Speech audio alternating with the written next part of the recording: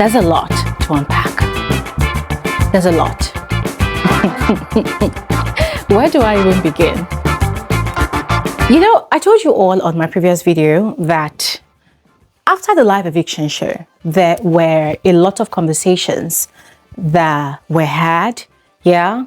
And of course, it all stemmed from Ebuka's questions to these housemates. A lot of them were left shocked. Some of them were left calculating their next move or what would be their next strategy. Were they the ones that Ebuka was referring to when he said that some of them, their strategies were scattered? You know, so people were left calculating and re-strategizing new moves on how to, you know, navigate their way around the game. And for others, they were going on media rounds, trying to explain themselves to us, the viewers, of course, that, oh, what Ebuka said was not what we actually said or meant. And we know that that is actually a lie from the pit of hell, because this is one thing that the housemates are very good at. You know, they are very good at being cowards. They are very good at not being able to stand on their 10 toes. You know, they keep on going around the house with this air of confidence, you know, bragging that, oh, whatever I say behind your back, I can say it in front of you. I'm not afraid of anybody. But then come the live eviction show, Ebuka exposes their conversations and the things that they have said. And then immediately after the show, what you get is media rounds, you know, them explaining with more lies, as we saw happening between Kola, Bright and Mide. I mean, guys, they were all very shocked. I don't know if you all saw their reactions. Maybe if you did not, let me put out pictures here again so that you see the look of shock on their faces. Mide's own, it felt like that her Okpolo eyes was going to pop out of her head. Kola's own, that one felt like they got him on chokehold. She was like, you know, Kola is very good at yapping and yapping and yapping. But when they catch him red-handed, bah, Kola is always like, you know, he was looking like, they caught me. And then when everything was done, like, no, I don't care. And then Bright, that one looked like one married man that they caught in the act of cheating. Especially when Ebuka was going to start talking to Isabella. That one looked like, Ebuka, please don't expose me. But afterwards, he was the one acting like the toughest soldier in the house, you know. But in the light of all of this, I really, really wanted to see Dede's reaction, Dede and Koyin, because both of them were left shocked, like really shocked that, wow, these things were said about me, right?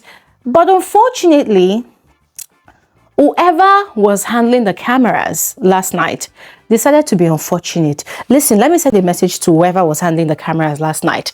Count your freaking days. Count your freaking days, because your cup is about, see, your cup is about to get full. Count your days, because tell me why right after the live eviction show, the cameras was just moving around and around and around and around, sometimes even going to irrelevant conversations. And then when the cameras now finally landed on Dede and Koyin, where they were having a conversation on the swing outside in the garden, when Dede was about to start talking about how she really felt about Ebuka's interaction with Mide, and where Koyin was acting like he was oblivious to whatever she was talking about, which was quite annoying, the cameras decided to quickly switch away to something else. Like, I'm not saying that all the conversations in the house are not relevant, but you people know what viewers want to see.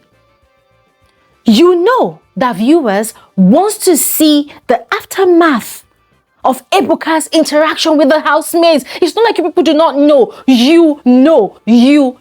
But you decided to deprive us of all of that experience, all of that information. Count your freaking days, because I am coming for you. Count your days. Calm down, Glory. Calm down. All right, you know what? Let's just repel the negative energies. And we're back to a Zen mode for this video. Anyways, ladies and gentlemen, I know I'm being dramatic, but I was really upset. See, I was so upset. I felt like running into production's, what do they call it? Running into their technical room, going to go and fight with whoever was handling the cameras, because that was very annoying. Because till now, we still do not have Dede's reaction. All right. Let me control myself. anyways, we're going to get into this video, all right? Because there was a lot of spillage as well last night. Manson took out time to explain himself again for the 100th time to Thelma, who has listening problems, all right? We're going to talk about that. And then there was also Sultana that actually revealed some very, very shocking information about herself. Now, for a lot of people, Sultana's spillage, her revelation, is not new, right? For me, it wasn't particularly new, to be very honest, because I've actually seen the speculations on the internet. But the fact that with her own mouth, she confirmed all of these things that have been out there for weeks, it was kind of shocking, all right? So we're going to get into this video. We're going to analyze, we're going to dissect all of these conversations and revelations, all right? And of course, I look forward to hearing your thoughts in the comment section below. So please do not hesitate. Go ahead, share in the comment section below. And of course, let me know if you were also pissed that the cameras were denying us, in fact, depriving us of the luxury of the experience of actually knowing how Dede truly felt. Because anyways, let me not say anything else. All right. Yeah. But anyways, you're welcome to my channel. My name is Gloria Elijah. This is Frankly Speaking with Gloria Elijah, and I am the girl with the tea. Without further ado, let's dive right into the rest of the video. Okay, now, as I mentioned before, right after the live eviction show, brides Kola and Mide were quite shocked about Ebuka exposing their conversations. And of course, they started trying to spin the narrative that, oh, this is not what we said, this is what we said, which was all a blatant lie. They were trying to water down the gravity of what they had said, and Bright in particular was trying to sound, in fact, he was sounding like the toughest soldier amongst them. He's usually the one that is the spearheader for anything that has to do with a hate campaign against Dede. This guy, I'm going to tell you guys this again. Bright is still pained and hurt that Dede never gave him a chance for a hug and for whatever agenda he had towards her right from the beginning. And so every single one of his actions towards Dede has always come with a personal vendetta to humble Dede. Yes. And so he was telling Kola that he would be upset with Kola if Kola apologized to Koyin. And then he was also telling Kola later on in their bedroom that he would be really, really mad at Dede, or rather at Mide, if she apologized to Dede, that nobody should apologize to anybody. They've said what they said, and that is that. Now, it was at that point that Kola had been asked if Dede was upset, if he knew if Dede was upset. And Kola had said, what's his business, that he doesn't care. That after all, he's got his sister. Because Imisi was right there. So he was referring to Imisi that, oh, after all, he's got his sister. And Bride too was joking and saying that, oh, me too, after all, I've got my brother. And so, if at that point in time, it seemed like they had formed this very solid alliance against Dede and Koyin. Kola especially was doing a lot of explanations that, he was just trying to have a conversation with his friend, and then he was trying to describe Koyin the best way he could remember. He was just basically lying. And of course, was going on media rounds to explain to different people that cared to listen that way. It wasn't like I was calling the guy a chihuahua. I was just trying to say that he talks like a child. I'm not saying that he's immature, just blatantly lying, and just spinning a lot of narratives just to suit what he wants his fellow housemates to perceive of him, and also us, the viewers, what he wants us to actually believe of the whole situation. But the good thing is we actually have the receipts, right? Except his fans who are gullible. I don't think anybody else is going to fall for all of that lie. Yes. But anyways, speaking about Dede, I'd mentioned before that Dede had been sort of ignoring Mide. Obviously, she was probably hoping or maybe waiting for Mide to come have a conversation with her, but Mide wasn't budging. So when they were in the arena, I was sort of, watching their countenance. I was watching their countenance. Now, Dede was sat with Joanna. They had a duvet around them, a blanket around them, and then there was somebody in the middle. I think it was Capable, who I can't remember at this point, and then there was Mide on the other side. So Dede, as usual, was being her cheerful self with Joanna, whilst Mide was looking I don't know, mixed emotions on her face. Like she was sulking at some point, she was laughing at some point, you know. And you know when the housemates would cheer for Dede when she wanted to go and play her turn, you know, during the challenge. And Mide had this look on her face like, you know, like she wasn't interested. And it was also the same thing for Dede when they were also cheering on Mide. Dede too she kept a straight face, you know, she wasn't really bothered, you know. So all through the evening, nobody went to anybody between these two girls. Nobody went to talk to anybody. Kola too was avoiding Dede. And guys, you see here, this is the part where I am really interested in seeing what's going to happen, you know, the dynamics of the relationship between Dede and Kola, because prior to the live eviction show yesterday, these two people were bonding in the garden. They were bonding. They were talking together, having conversations and whatnot. And Dede was a willing participant in that conversation. She was talking a lot more than usual to Kola. You know, so I watched that whole scenario, and then watching the switch down afterwards, you know, after Ebuka had exposed certain things, it was kind of interesting. And now I'm looking forward to seeing if Dede will carry her two left legs and go and meet Kola to go and fraternize as she had been doing the whole of last week. Or if Kola is going to go to Dede, because now it seems like Bright Morgan has given an ultimatum to his minions, Kola and Mide, that they should not go and talk to any of them, Dede or Koyin, or apologize or anything. So I want to see if Kola is going to have a mind of his own and approach Dede for a conversation, or if he's going to stick to what Bright Morgan has said. Because at the moment, Kola is focusing all of his energy now on his friendship with Imisi. And Imisi is glad about it because she has always wanted to isolate Kola from Dede or anybody else that will come in between what they have as friends. And you know, it's very obvious that Imisi has a crush on Kola. She likes Kola a lot. Just that she's not saying it. And Kola has asked her before, do you like me? And she's like, no, I don't like you. I'm like, yes, you like him. But ladies and gentlemen, keeping my eyes on those people.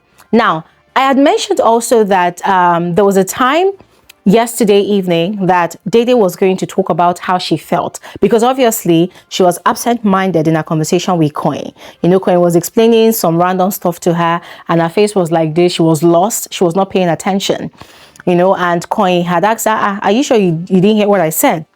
And she was kind of taken aback. And so she had asked him, I don't understand, like, why? I can't believe that you've not asked me how I felt about Ebuka's questions to Mide. And Koyin was like, oh, did something happen? Oh, did something happen? Oh, tell me, what happened? You know, and I'm going to be frank with all of you, that really pissed me off, because I understand that Dede and Koyin never discuss anything deep. Their conversations are always on the surface level, right? But I still kind of felt like, you know, both of you call yourself besties, right? Don't you think that there should be room to have these kinds of conversations, especially when you notice that the other person is sad? What's the point of that friendship if both of you can't have honest conversations with each other? It just does not make sense. So Koyin's reaction at that moment was just very annoying to me, you know, and unfortunately the cameras quickly switched away from them. But anyways, ladies and gentlemen, let me know what you think about the whole situation, all right? The whole situation of Mide not making any move to apologize to Dede yet, and Kola also trying to defend what he had said about Koyin, all right? Now, quickly, moving on. Now, it was as if Isabella had heard what I said on my previous video. That's my live eviction video, where I had said that if I were to be Isabella in the house, after listening to Ebuka's question and inquiries about my energy in the house, I will immediately jump on this new train of trying to destroy whatever is going on between Bright and Mide. Ladies and gentlemen, I don't know if you all recall what I said. So it was as if Isabella heard that, because last night she was on a mission. So first, she had called Kola and told Kola that she likes Bright, that the likeness has been there from the get-go, that it was going to be between Kaikumi and Bright, right? Bright was always an option. No, she was just selling what she wanted to do to Kola and she had let him know that she was going to make her move on Bright. Now, Kola started begging her that, please, in the name of God, don't go to Bright. Oh, because of Mide, I like Mide. Mide is my G. Oh, Mide is going to be hurt. And Isabella was like, and so what? And guys, you see, I really loved the I don't give a fuck attitude that Isabella had throughout that conversation, because that's a real question. What the fuck? Like, and so what? How the fuck is that my business? Because those are real valid questions. Did anybody carry anybody from outside to Big Brother's house? Did anybody officiate a wedding ceremony in Big Brother's house? Like, for real. So she told him plain blank that, well, are you not my friend? Between you and you and Mide, who did you click with first? So you want to take her side in this whole situation? Well, I'm just telling you that you should go and tell Bright Morgan that I like him, because I'm going to make my move regardless. But Kola kept on begging, and then he said, that he doesn't want to be a part of it, that he's just going to ask Bright Morgan a question. Oh, are you aware that you have a crush? Do you know that somebody likes you in this house? But he's not going to try to push for anything because he doesn't want to hurt Mide. I mean, I was laughing because, ladies and gentlemen, I have a very strong feeling that Kola will go and tell Mide everything verbatim. Because, of course, Kola has an unbridled tongue. Yes, his mouth is a basket. Anything that he hears, it comes out of his mouth. You cannot trust Kola with keeping secrets in that house. So, Isabella made it clear to him that she doesn't care about Mide, she doesn't care about anybody, that for 2 weeks, she's been on the low in the house, and Ebuka has reminded her of the reason why she's in that house. So she's not going to hold back. She's going to do what Isabella wants to do. I said, girl, ride on. Ride on. Because we want to see that drama. We want to see that chaos. And she has to execute it. Because I'm sorry, who is Mide? I mean, guys, jokes apart, come on. And I love what she kept on saying. That, come on, this is a show. We're here to play. So why would you tell me not to go to somebody because it will hurt another person? Like, why? But anyways, ladies and gentlemen, this is just my thought. I would love to hear yours. So let me know what you think about that whole situation. Are you in support of Isabella going after Bright or not? Now, moving on to a conversation between Culture and Ivata about certain allegations that she made again, but this time around about Culture. She had said that the night that she and Menson had that face-off in the kitchen, that was last week, that somebody had told her that Culture made a statement saying that, the fact that she and Menson were friends gives Menson the right to touch her anyhow he likes. So why is she complaining? So Culture was quite taken aback, and he had confronted her like, where did you hear this? Who said this? Like, how? Where? Why? And Ivata started stuttering. She had no answers to any of those questions. It was very obvious that she had said what she said just probably out of aggravated emotions at that point in time. So Culture said, okay, who said it? She said she doesn't want to name names. Okay, what did the person mean? She said, I'll go and ask the person what the person meant. Like, she was just skipping. Her brain was skipping at that point in time. And ladies and gentlemen, later on, there had been a conversation between Menson and Thelma. By the way, Thelma has a listening problem. In fact, most of the housemates have a listening problem. I feel like they enjoy listening to the sound of their own voice rather than listening to people who they are actually having conversations with. But I'm going to get there. In that conversation between Thelma and Menson said a lot of things, you know. I mean, we know that Ivata has been accusing Menson of, let's call it sexual harassment and sexual abuse in a way. She has claimed that Menson touched her nipples. These were some of the things that she was ranting about yesterday, that Menson touched her nipples. Now, Menson explained that what had actually happened was, whilst they were still friends, still fraternizing with each other, Ivata had wanted both of them to start a ship in the house. Specifically, she had wanted sex, but he had refused. So, one of those days or nights, they were laying on her bed, or whether his bed, she had carried his hand and placed it on her belly. And he said his brain started skipping at that point in time, like, okay, what's she trying to do? Now, the way Ivata painted that scenario, she said that yes, she had placed Menson's hand on her belly, but Menson had proceeded to touch her nipple. And that was where she found it offensive. So both their stories actually clash, right? And guys, it brought back a conversation between Faith and Ivata on a particular day when both of them were playing snooker.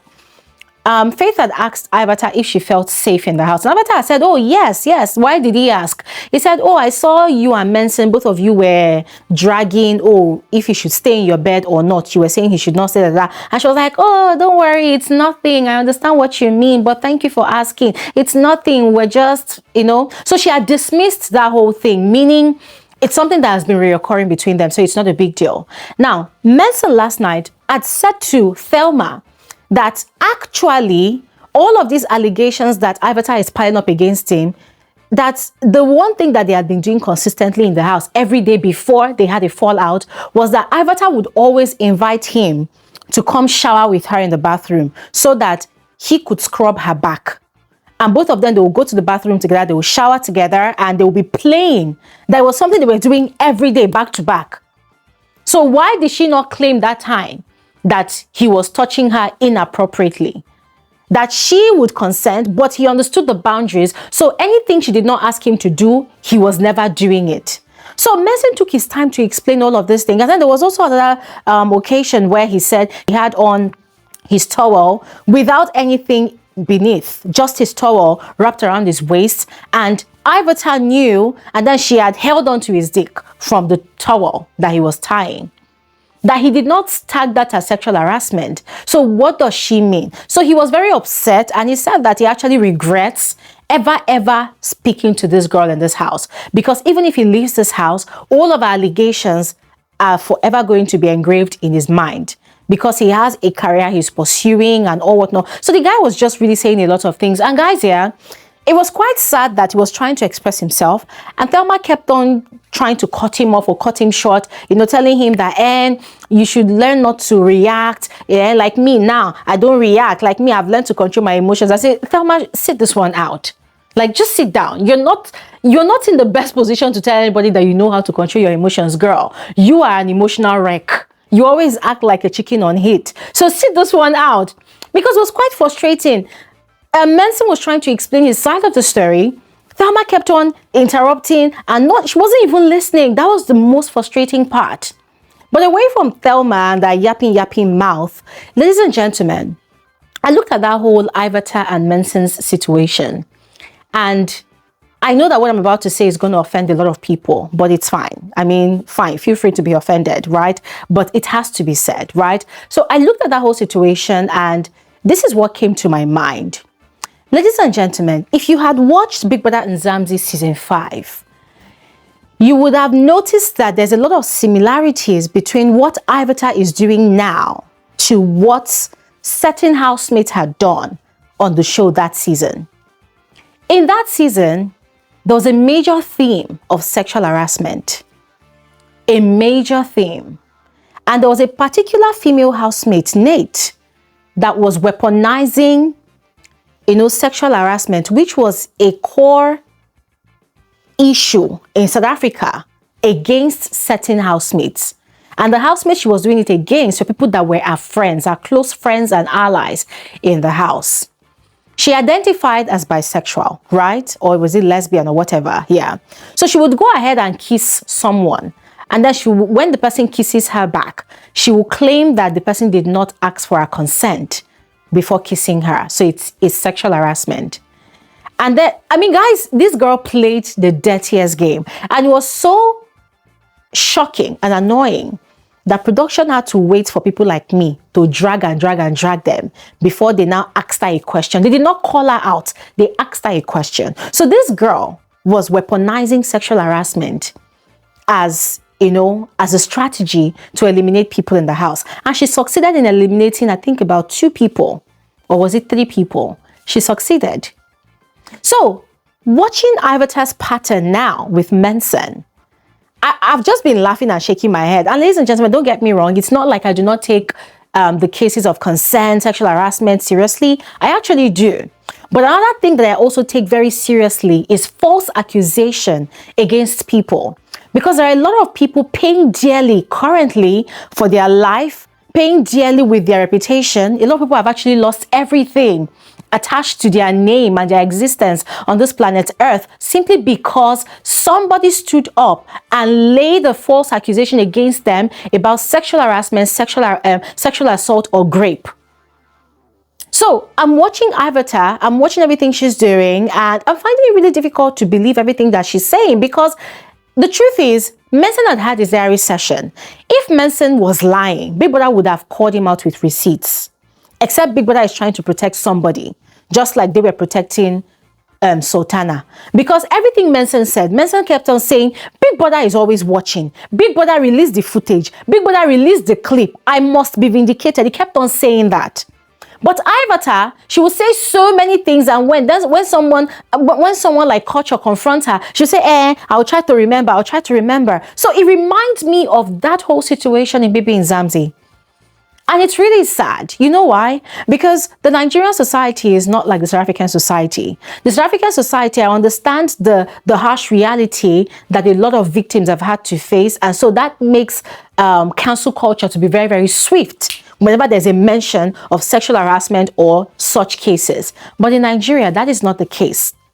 And this does not mean that Nigeria does not take serious such cases. We actually do. But what we do is we actually want receipts. We want evidence, right?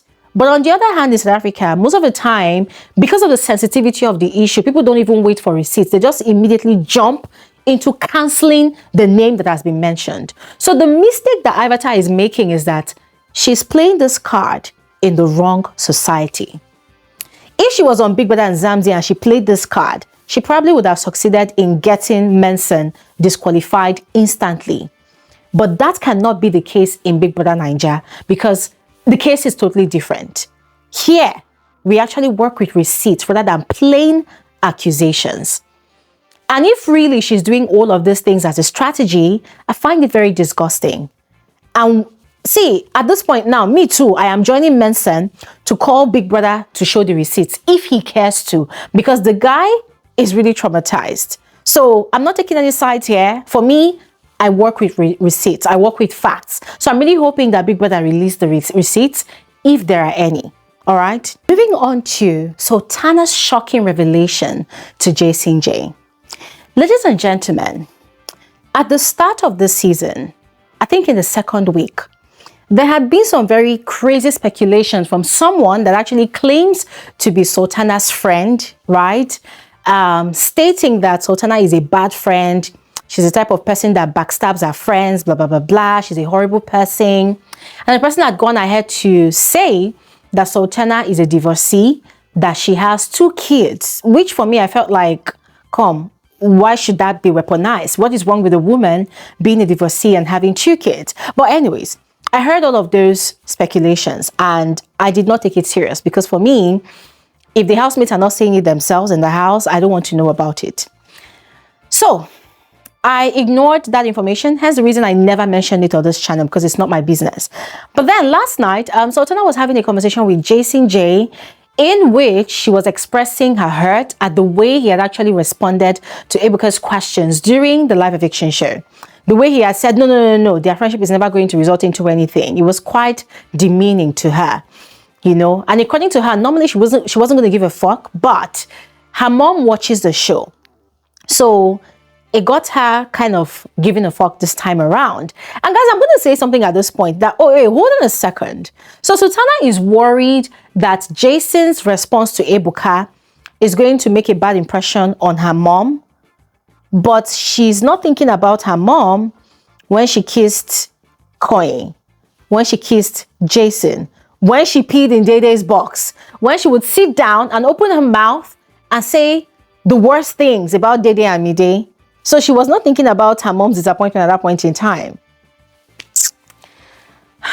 Anyways, she went on to give more reasons, you know, why her mom would be disappointed. She said that at the age of 15, she was given away in marriage without her consent. She did not want to go into it, but she was given away into marriage. And so she has 2 kids from the marriage. I'm not going to mention their names, but she mentioned their names on TV, but I'm sorry, those kids are minors, yes, and so I'm not going to mention their names, but I think they are girls, I think, yes. And the way she spoke about her kids, you could tell that she really loves her kids a lot, yes, and that was just really sweet to hear. Now, her revelation came as a shock to Jason J, and he said no, that she doesn't look it. And she said yes, that people are not going to know because she actually had a CS, that's a cesarean section, to have the 2 kids, that she did not give birth by her vagina. And I was wondering why she was actually explaining that to Jason J, because Jason J was saying that that it doesn't show, that it doesn't show, you don't look it. And it's making me wonder that way. Hold on a second, what's going on here? What's going on here? Did Jason J explore the canal? You know, the birth canal. Did Jason J explore the birth canal for him to now be saying that, oh, it doesn't show that you actually have 2 kids? Because I don't understand. If he was attributing it to her physical looks, that, oh, you don't look like someone that has 2 kids, that's quite understandable. But Sultana trying to explain why her woman, you know, why the thing between her legs, it does not feel like that of a woman that has given birth to 2 kids. It did not make sense to me, because I'm thinking, hold on a second. I think people explored that area already. I thought people only kissed and were smooching beneath the duvet. Did you people carry your fingers and you're like, what's going on here? What's going on here?